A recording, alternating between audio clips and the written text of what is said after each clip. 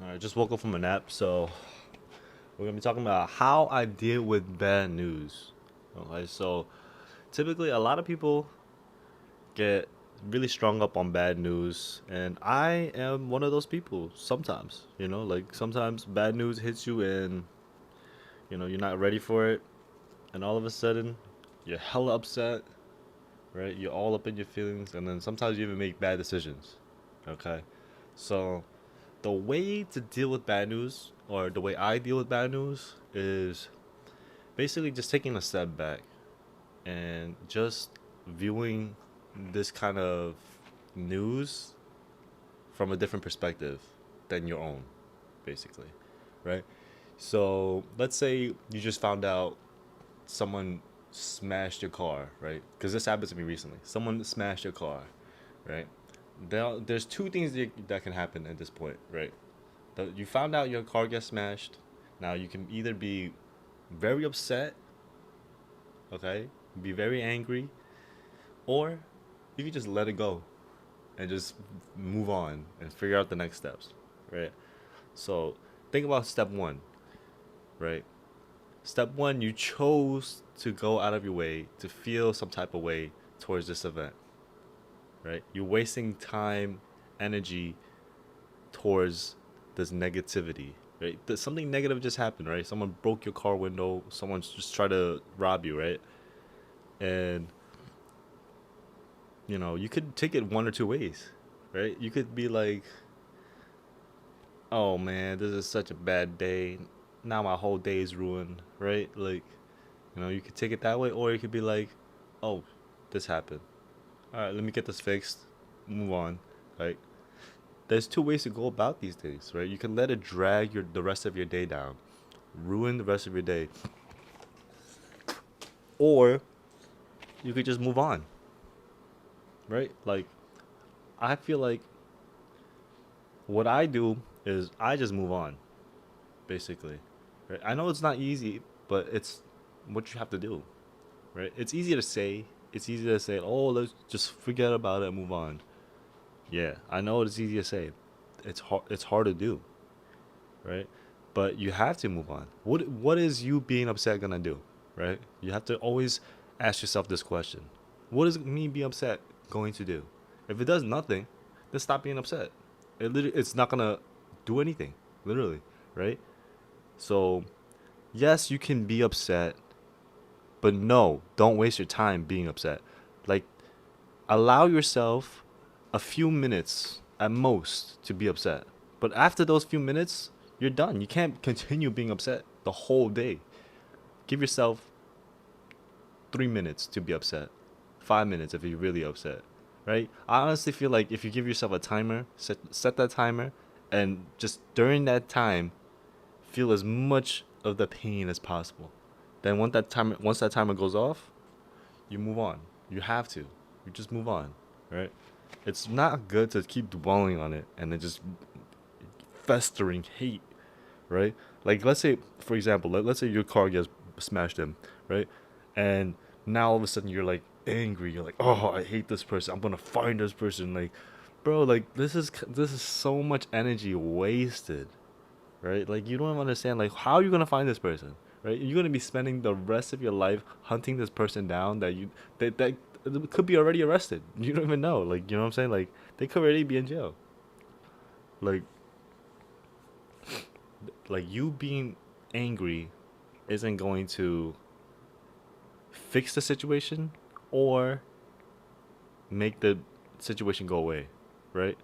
So whether or not like you feel like, oh, it's the end of the world, like it's really not, okay? So I'm gonna give you a few things that I can strongly suggest you do whenever you feel really overwhelmed, okay? So because sometimes bad news it'll hit you hard, right? Like a loving family member passing away or something like that, like something like that. I haven't experienced yet, so you know I can't say that with certainty that this will work, but I guarantee that it will help you with getting a clearer mind, and that is meditation. right? I'm pretty sure you guys knew where I was coming from, but if you meditate, you'll have that time to yourself where you allow thoughts to come in and out of your mind, basically, right? Because when you're meditating, you're allowing these thoughts to freely enter and leave, right? You're just observing them come in and out, right? You're not being very aggressive with thoughts, basically.